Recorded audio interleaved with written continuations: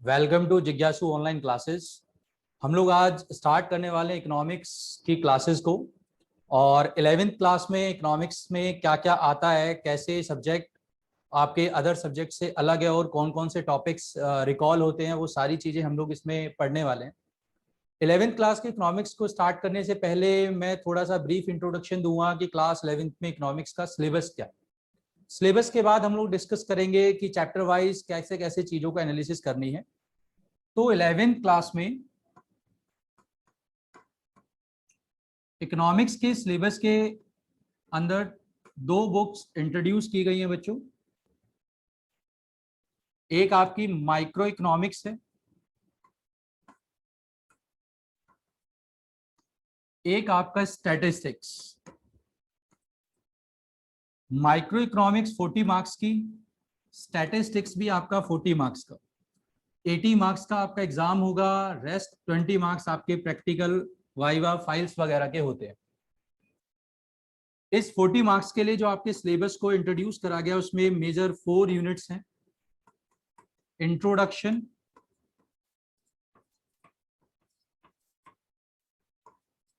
Consumer behaviour and demand,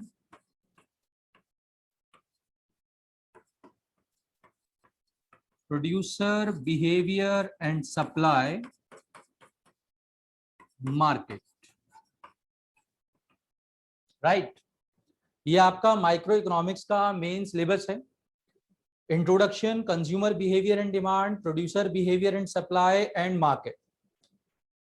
हम लोगों को ये 4 यूनिट्स कवर करनी है, बट इनके भी कुछ सब पार्ट्स हैं। जैसे कंज्यूमर बिहेवियर एंड डिमांड के 4 चैप्टर्स आते हैं। एक आपका आएगा consumer equilibrium, cardinal approach, consumer equilibrium, ordinal approach, theory of demand and elasticity of demand, that is ED. It means अगर आपको consumer equilibrium and demand unit को पूरा एनालिसिस करना है तो आपको ये 4 चैप्टर्स कंप्लीट करना है। प्रोड्यूसर बिहेवियर एंड सप्लाई के अंदर आपके 5 चैप्टर्स हैं।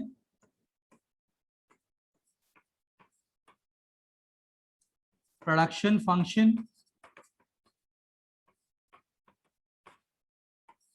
Then cost, revenue, producer equilibrium and supply. ये 5 चैप्टर्स कंप्लीट करके आप प्रोड्यूसर बिहेवियर एंड सप्लाई की टॉपिक्स को कंप्लीट कर सकते हैं। लास्ट आपका मार्केट है, एंड मार्केट के भी 2 सब पार्ट्स हैं। 2 पार्ट्स में पूरी यूनिट डिवाइड है। Forms of market and price determination. In short अगर मैं आपको बताऊं, माइक्रो इकोनॉमिक्स के अंदर आपको ये 11 to 12 चैप्टर्स ऑलमोस्ट प्रिपेयर करने पड़ेंगे सो दैट आपका 40 मार्क्स का सिलेबस कंप्लीट हो जाए। तो आज की क्लास में हम लोग जो स्टार्ट करने वाले हैं वो सबसे पहला टॉपिक स्टार्ट करेंगे जो कि इंट्रोडक्शन से है। और आइए हम लोग इंट्रोडक्शन से अपने टॉपिक को स्टार्ट करते हैं। इकोनॉमिक्स को स्टार्ट करने से पहले हमें कुछ बच्चों बेसिक टर्म्स मालूम होना चाहिए, क्योंकि उसी के कनेक्ट करने के बाद आप चीजों को अच्छे से समझ पाएंगे। सबसे पहला टर्म होता है इकोनॉमी। बहुत ही जनरल टर्म है, बहुत बार आपने सुना भी होगा इकोनॉमी का मीनिंग क्या है। अगर मैं इकोनॉमी का मीनिंग बताऊं तो इकोनॉमी का मतलब होता है एक ऐसा सिस्टम जहां से लोग लिविंग अर्न करते हैं, जहां से कोई अपने इंडिविजुअल एफर्ट को डाल के पैसा अर्न कर रहा है, that is called economy. Suppose that मैं टीचिंग एक्टिविटी करके पैसे को अर्न कर रहा हूं, तो ये सिस्टम जहां से मेरा पैसा अर्न होगा दैट इज इकोनॉमी। कोई बंदा गुड्स की मैन्युफैक्चरिंग करके मार्केट में गुड्स को सोल्ड करके पैसा अर्न कर रहा है, कहीं से भी अगर कोई भी बंदा अपनी मनी को अर्न कर रहा है, लाइवलीहुड को अर्न कर रहा है, that system is known as economy. Economy का मीनिंग क्या हुआ? इकोनॉमी एक ऐसा सिस्टम है जहां से लोग अपनी लिविंग को अर्न करते हैं। लिविंग का मतलब है मनी, जहां से लोग पैसा अर्न करते हैं, that system is known as economy. आप लोगों को बताना चाहूंगा इस इकोनॉमी के अंदर 2 तरीके की मेन एक्टिविटीज की जाती हैं। एक आपका होता है इकोनॉमिक एक्टिविटी,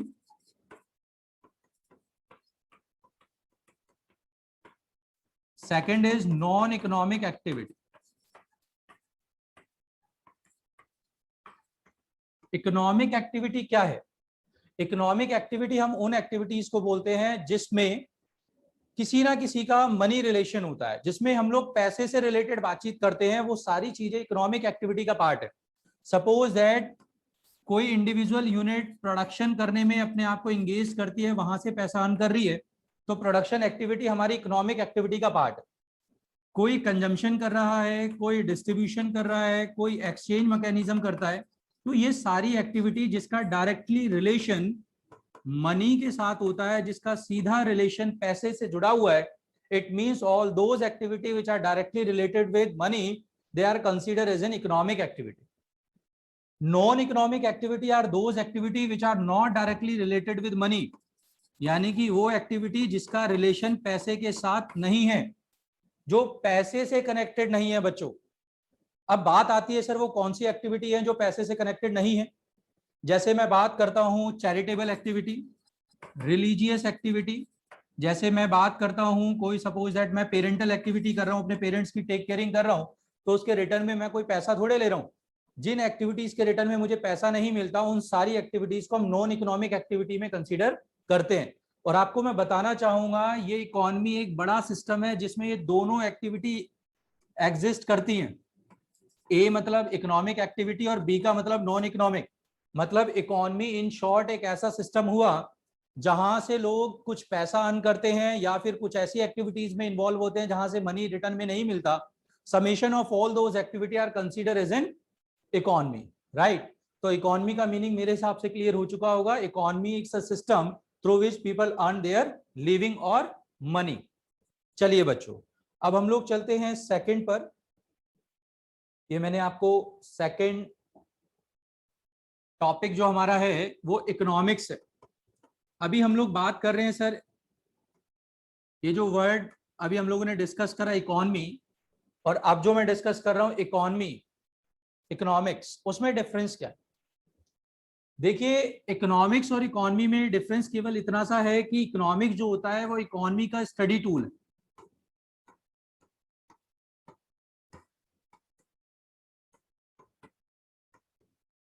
कि हम लोग कहां कहां से पैसा अर्न कर रहे हैं, कैसे स्पेंड कर रहे हैं, इन्वेस्टमेंट का नेचर कैसा होता है, कंजम्पशन का बिहेवियर क्या है। अगर मुझे वो सारा एनालिसिस करना है तो मुझे इकोनॉमिक्स की हेल्प लेनी पड़ेगी। मतलब आप ये समझिए कि इकोनॉमिक्स इकोनॉमी की स्टडी करने का एक पैटर्न है। मतलब इकोनॉमी को अगर मुझे स्टडी करना है कि उसके अंदर कैसे कैसे कंजम्पशन, प्रोडक्शन, डिस्ट्रीब्यूशन का प्रोसेस है, तो मुझे इकोनॉमिक्स पढ़ना पड़ेगा। और आपको बता दूं ये जो इकोनॉमिक्स है इसके दो तरीके की ब्रांचेज हैं जहां पर हमें चीजें डील करनी है। एक आपका है माइक्रो इकोनॉमिक्स और एक होता है मैक्रो इकोनॉमिक्स। इनको डिटेल में समझने से पहले हम लोग केवल इनका मीनिंग एनालिसिस करेंगे, क्योंकि सबसे पहले अगर हमें इनके माइक्रो मैक्रो के टर्म क्लियर नहीं है तो मैं आगे की कोई सी भी यूनिट, चाहे वो कंज्यूमर बिहेवियर हो, प्रोड्यूसर बिहेवियर हो या मार्केट हो, उनको मैं नहीं कनेक्ट कर पाऊंगा। सो आपको सबसे पहला जरूरी है कि आप माइक्रो एंड मैक्रो के कॉन्सेप्ट्स को समझें। तो बच्चों, माइक्रो इकोनॉमिक्स है क्या? Micro economics basically Greek word micro से लिया गया है, दैट इज माइक्रोस। इसका मीनिंग होता था स्मॉल, या फिर मैं इंडिविजुअल भी कह सकता हूं। और जो ये मैक्रो इकोनॉमिक्स मैंने कहा, ये भी एक ग्रीक वर्ड था जो पहले मैक्रोस के नाम से था। इसका मीनिंग होता है लार्ज, मतलब बड़ा। तो माइक्रो एंड मैक्रो इकोनॉमिक्स में डिफरेंस क्या है? माइक्रो एंड मैक्रो इकोनॉमिक्स में डिफरेंस ये है कि माइक्रो इकोनॉमिक्स केवल एक इंडिविजुअल या स्मॉल इकोनॉमिक यूनिट का बिहेवियर बताता है। अगर मुझे एक सिंगल कंज्यूमर का बिहेवियर पढ़ना है, एक सिंगल प्रोड्यूसर का बिहेवियर पढ़ना है, तो मुझे माइक्रो इकोनॉमिक्स की एनालिसिस करनी पड़ेगी। और अगर मुझे पूरी एंटायर इकोनॉमी का बिहेवियर पढ़ना है कि सर पूरी इकोनॉमी कैसे काम करती है, तो मुझे मैक्रो इकोनॉमिक्स पढ़ना पड़ेगा। मैं आपको अपने एक एग्जांपल से समझाता हूं। सपोज दैट ये जो मैंने सर्कल किया है ये हमारी एक इकोनॉमी है। इसमें डिफरेंट डिफरेंट इंडिविजुअल्स हैं जो डिफरेंट डिफरेंट एक्टिविटीज करके अपनी लाइवलीहुड या मनी को अर्न कर रहा है, राइट? अगर एक इसमें इंडिविजुअल, मैं इस पर्सन के बारे में पढ़ रहा हूं कि ये बंदा पैसे कैसे कमा रहा है, अगर मैं इस इंडिविजुअल की स्टडी कर रहा हूं, दैट इज कॉल्ड माइक्रो। और अगर मैं पूरी एंटायर इकोनॉमी के बारे में स्टडी कर रहा हूं, दैट इज मैक्रो। तो माइक्रो और मैक्रो में बिल्कुल बेसिक डिफरेंस यही है कि माइक्रो आपको एक स्मॉल एक सिंगल यूनिट की स्टडी कराता है और जो मैक्रो होता है वो आपकी कंप्लीट एंटायर इकोनॉमी की स्टडी कराता है। तो मेरे हिसाब से बेसिक टर्म क्लियर हो चुका होगा कि माइक्रो मैक्रो में क्या मीनिंग होता है। अब हम लोग कुछ एक डिफरेंस समझते हैं कि माइक्रो मैक्रो में डिफरेंस है क्या। एक आपका है माइक्रो इकोनॉमिक्स, मैक्रो इकोनॉमिक्स। पहली बात बच्चों, माइक्रो इकोनॉमिक्स वो है जो अभी मैंने अगेन बताया, स्मॉल या इंडिविजुअल इकोनॉमिक यूनिट की स्टडी कराता है। एक इंडिविजुअल स्टडी का अगर मुझे पैटर्न समझना है तो मुझे माइक्रो इकोनॉमिक्स का एनालिसिस करना पड़ेगा, और अगर मुझे मैक्रो इकोनॉमिक्स समझना है तो मुझे होल इकोनॉमी की स्टडी करनी पड़ेगी, होल इकोनॉमी की स्टडी करना पड़ेगा। फर्स्ट डिफरेंस यही है। सेकंड, माइक्रो इकोनॉमिक्स को पढ़ने का जो टूल है जिसकी हेल्प से मैं पूरी चीजों को एनालिसिस करूंगा, that is demand and supply. Demand and supply. बात आती है सर डिमांड एंड सप्लाई से मैं पूरी माइक्रो को कैसे एनालिसिस कर सकता हूं। देखिए, एक इंडिविजुअल या तो एक कंज्यूमर होगा या एक प्रोड्यूसर होगा, या उन दोनों का रिएक्शन एक साथ कंबाइन करके मार्केट स्ट्रक्चर बनता है, राइट। तो डिमांड का मीनिंग क्या है? डिमांड बच्चों, डिमांड का मतलब होता है जब एक कंज्यूमर किसी गुड्स को खरीदने की विलिंगनेस दिखा रहा है कि एक डिफरेंट प्राइस के ऊपर मैं इसको खरीदना चाहता हूं, इट मींस मैं उसकी क्या कर रहा हूं, डिमांड कर रहा हूं। और सप्लाई का मतलब है जब एक प्रोड्यूसर डिफरेंट प्राइस के ऊपर गुड्स को सोल्ड करने के लिए, बेचने के लिए रेडी है, दैट इज कॉल्ड सप्लाई। यानी कि डिमांड के बिहेवियर से मैं कंज्यूमर बिहेवियर समझूंगा और सप्लाई के बिहेवियर से मेरा प्रोड्यूसर बिहेवियर का एनालिसिस होता है। तो इसका मतलब माइक्रो इकोनॉमिक्स में दो ही मेजर मैंने आपको बताए थे इकोनॉमिक यूनिट्स होती हैं, एक कंज्यूमर और एक प्रोड्यूसर। तो दोनों का एनालिसिस मैं डिमांड एंड सप्लाई के बिहेवियर से कर सकता हूं। इसलिए demand and supply are the main tool through which we can study the behavior of microeconomics, right? But macroeconomics को पढ़ने की जो टूल होंगे, that is aggregate demand and aggregate supply, मतलब AD and AS। AD का meaning मैंने आपको बताया अभी कुछ देर पहले ही। AD का मतलब एग्रीगेट डिमांड और AS का मतलब एग्रीगेट सप्लाई, मतलब इकोनॉमी के एंटायर डिमांड और एंटायर सप्लाई हमारी इकोनॉमी के बिहेवियर का, होल इकोनॉमी का बिहेवियर बताता है। पॉइंट नंबर थर्ड, सर एक बात बताइए कि माइक्रो इकोनॉमिक्स को पढ़ाने का पर्पस क्या है। क्वेश्चन आता है सर माइक्रो इकोनॉमिक्स आखिर हम लोग क्यों पढ़ रहे हैं, इसके पढ़ने से क्या पता लगता है, इस बुक का कोई पर्पस है क्या, ऑब्जेक्टिव है? यस बच्चों, इसका ऑब्जेक्टिव है। माइक्रो इकोनॉमिक्स को पढ़ाने का ऑब्जेक्टिव क्या है कि हमें पता लग सके कि किसी भी चीज का प्राइस कैसे डिसाइड होता है। मतलब माइक्रो इकोनॉमिक्स जो एनालिसिस है वो आपको बताएगी कि किसी भी कॉमोडिटी का प्राइस कैसे डिसाइड करना है।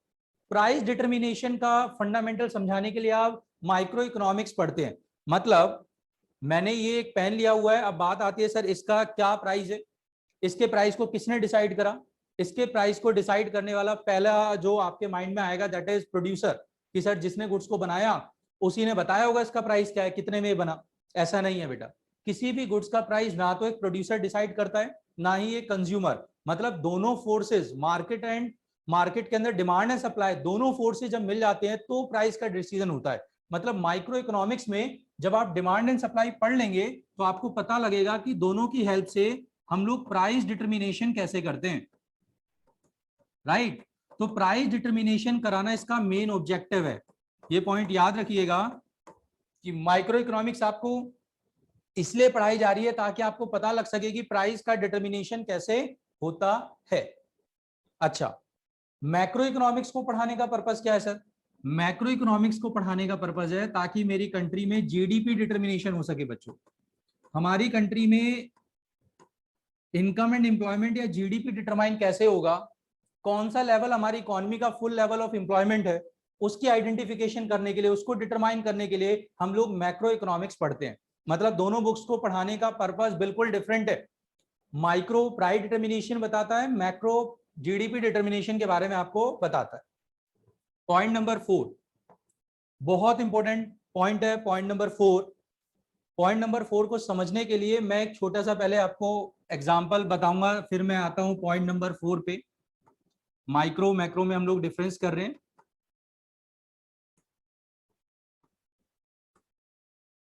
डिफरेंस को समझने से पहले मैं आप लोगों से एक डिस्कशन कर रहा हूं, छोटा सा एग्जांपल, पहले वो समझिएगा। सपोज दैट मैंने ये कहा कि किसी भी गुड्स का प्राइस बढ़ गया, मैंने सपोज दैट ये कहा कि किसी गुड्स का प्राइस बढ़ा। प्राइस बढ़ना मतलब इन्फ्लेशन आना, सभी को मालूम है कि अगर प्राइस बढ़ गया इसका मतलब सर मार्केट में इन्फ्लेशन है, चीजें महंगी हो रही हैं। एक कंज्यूमर होने के नाते मेरा प्राइस बढ़ने का परसेप्शन या कॉज कुछ और हो सकता है। प्राइस बढ़ने का रीजन मैं क्या बताऊंगा कि सर प्राइस इसलिए बढ़ रहा है क्योंकि हो सकता है कि मार्केट में किसी चीज की डिमांड ज्यादा हो, बिकॉज डिमांड ज्यादा होगा तो प्रोड्यूसर प्राइस बढ़ा देगा ऑब्वियसली। या दूसरा रीजन हो सकता है कि सप्लाई कम हो, सप्लाई कम होना भी एक कॉज है जिसके कारण मार्केट में शॉर्टेज हो जाएगी और प्रोड्यूसर गुड्स के प्राइस को बढ़ा लेगा। तीसरा पॉइंट भी कह सकता है कंज्यूमर के पॉइंट ऑफ व्यू से कि सर इनकम मेरी कम हो गई तो मुझे लग रहा है चीजें महंगी हो गई, ये भी एक पॉइंट आ सकता है। मतलब एक इंडिविजुअल पर्सन का प्राइस बढ़ने के कॉज कुछ और है। अगर यही प्राइस बढ़ने के कॉज मैं पूरी इकोनॉमी के पॉइंट ऑफ व्यू से पूछूं कि सर पूरी इकोनॉमी के पॉइंट ऑफ व्यू से प्राइस बढ़ा है तो इसके रीजंस क्या है, तो आप बता सकते हो सर हो सकता है कि गवर्नमेंट ने क्या बढ़ा दिया हो, टैक्स बढ़ा दिया हो सकता है कि फॉरेन गवर्नमेंट जहां से मैं गुड्स को मंगा रहा हूं वहां पर इमरजेंसी गुड्स हो या फिर उसकी इंटरनेशनल मार्केट में डिमांड बहुत ज्यादा आ गई हो जिसके कारण हमारे लिए प्राइस उसके बढ़ाने पड़ रहे हैं। मतलब इंटरनेशनल कॉस्ट भी कोई हो सकता है, दूसरी इकोनॉमी के कारण भी हमारी इकोनॉमी के अंदर गुड्स के प्राइस बढ़ सकते हैं, इंटरनेशनल कॉजेज आ सकते हैं, राइट। तो इसका मतलब आपको एक चीज समझ आ रही है, जब एक प्राइस बढ़ने का रीजन इंडिविजुअल ने बताया तो उसके पॉइंट कुछ और आ रहे थे, उसकी अजम्पशंस कुछ और थी, और जब मैंने पूरी इकोनॉमी के पॉइंट ऑफ व्यू से समझा तो उसकी अजम्पशन कुछ और है। तो मैं आप लोगों से बच्चों यही बता रहा हूं, जब आप माइक्रो इकोनॉमिक्स का एनालिसिस करेंगे तो आपको मैक्रो के वेरिएबल रिमेनिंग कांस्टेंट रखना है, रिमेनिंग कांस्टेंट रखना है। इसका मतलब यह है अगर मैं माइक्रो की स्टडी कर रहा हूं तो मुझे मैक्रो के फैक्ट्स को अज्यूम करना है कि वो सेम है, उसमें कोई फॉलो नहीं करना, मुझे उसकी बातों को यहां क्लैश नहीं कराना। और जब मैं मैक्रो इकोनॉमिक्स पढ़ूंगा तो मुझे माइक्रो इकोनॉमिक्स के वेरिएबल्स को कांस्टेंट रखना पड़ेगा, क्योंकि बच्चों दोनों बुक्स के दोनों ब्रांचेस की अजम्पशंस अलग अलग हैं। यानी कि जब मैं माइक्रो इकोनॉमिक्स पढ़ूंगा तो मुझे मैक्रो के वेरिएबल कांस्टेंट मानना पड़ेगा, अदरवाइज मेरी अजम्पशंस गलत हो जाएंगी, तो स्टडी का जो ऑब्जेक्टिव है वो हम डिफाइन नहीं कर पाएंगे। जब मैं मैक्रो इकोनॉमिक्स पढ़ूंगा तो मुझे माइक्रो के जो वेरिएबल्स हैं वो रिमेनिंग कांस्टेंट मानना पड़ेगा। तो यानी कि फोर्थ पॉइंट आपका मेजर पॉइंट है बेटा। फोर्थ पॉइंट क्या है कि during the study of micro economics macro variables are constant and during the study of macro economics micro variables are constant. Point number fifth, alternative name भी मैं कह सकता हूं। माइक्रो इकोनॉमिक्स को जो हम जानते हैं दैट इज प्राइस थ्योरी, इसको हम लोग प्राइस थ्योरी के नाम से जानते हैं। बट जो मैक्रो इकोनॉमिक्स है that is income and employment theory, income and employment theory, right. This is the alternative name of macroeconomics, income and employment theory, and micro का alternative name है price theory। Sixth difference अगर मैं बताऊं तो इसका example कह सकता हूं, माइक्रो का example suppose that individual income, individual output, इसका एग्जांपल बेटा national income and national output. So अभी तक आप लोगों ने क्या सीखा मैं बहुत जल्दी से आप लोगों को बता दूं ताकि आपको पूरी क्लैरिटी आ जाए कि अभी हम लोगों ने 11th क्लास में क्या क्या पढ़ना है और कौन कौन सी चीजें एग्जाम में आती है। मैं बिल्कुल स्टार्टिंग से चीजों को कंपाइल कर रहा हूं, स्टार्टिंग से आप लोगों को बता रहा हूं। सबसे पहले मैंने आपको बताया था कि 11th क्लास में जो आपका सिलेबस है वो 80 मार्क्स का है, 40 मार्क्स का आपका माइक्रो इकोनॉमिक्स आना है, देन आपका स्टैटिस्टिक्स आना है 40 मार्क्स का। इस 40 मार्क्स के लिए आपको इंट्रोडक्शन पढ़ना है, consumer behaviour, producer behaviour and market, जिसमें मैंने बहुत सारे आपको चैप्टर्स बताए जो कि डिफरेंट डिफरेंट वेटेज के साथ एग्जाम में आती है, राइट। बच्चों सेकंड बात मैंने बताया कि इंट्रोडक्शन में सबसे पहला टॉपिक हमें समझना पड़ेगा कि इकोनॉमी क्या है। तो इकोनॉमी का मैंने बेसिक टर्म बता दिया। इकोनॉमी का मतलब सिस्टम जहां से हम मनी को अर्न कर रहे हैं, और इसके अंदर दो मेन एक्टिविटीज कंसीडर की जाती हैं, economic and non economic, right. अगर डाउट है तो आप पूछें। थर्ड, इकोनॉमिक्स क्या होता है। थर्ड मेरा है कि इकोनॉमिक्स क्या होता है सर। इकोनॉमिक्स का मतलब मैं आपको बता चुका हूं, इकोनॉमिक्स एक तरीके से हमारी स्टडी टूल्स होती है। इकोनॉमिक्स का मतलब क्या है, इकोनॉमिक्स केवल एक स्टडी टूल है, किसकी, इकोनॉमी की, कि कहां कहां से कैसे कैसे हम इकोनॉमी का बिहेवियर पढ़ते हैं। देन मैंने डिस्कस किया कि इस इकोनॉमिक्स के दो बिहेवियर है, micro economics and macro economics. इनका बेसिक मीनिंग क्या होता है, micro stand for individual, macro stand for large. Micro means एक सिंगल इकोनॉमिक यूनिट का बिहेवियर एंड मैक्रो का मतलब होल इकोनॉमी का स्टडी। देन हम लोगों ने एक पूरा डिफरेंस पढ़ा माइक्रो मैक्रो में, कि माइक्रो जो होता है वो स्मॉल बताता है, ये होल इकोनॉमी बताता है। इसके tools that is demand and supply, और उसका जो टूल है वो aggregate demand and aggregate supply. Micro economics का ऑब्जेक्टिव क्या है सर, प्राइस डिटर्मिनेशन कैसे होता है वो मैंने आपको बताया। ना तो एक सिंगल प्रोड्यूसर ना एक सिंगल कंज्यूमर प्राइस डिसाइड करता है, बल्कि प्राइस का डिटर्मिनेशन बच्चों कौन करता है, market forces, demand and supply दोनों मिलकर करती है, राइट। देन जीडीपी डिटर्मिनेशन इसका ऑब्जेक्टिव है। लास्ट में मैंने आपके साथ शेयर करा एक और फोर्थ पॉइंट, कि during the study of micro economics macro variables are constant, और during the study of macro economics micro variables are constant. तो अभी हम लोगों ने माइक्रो मैक्रो में जो डिफरेंस होता है वो हम लोगों ने कवर कर लिया है।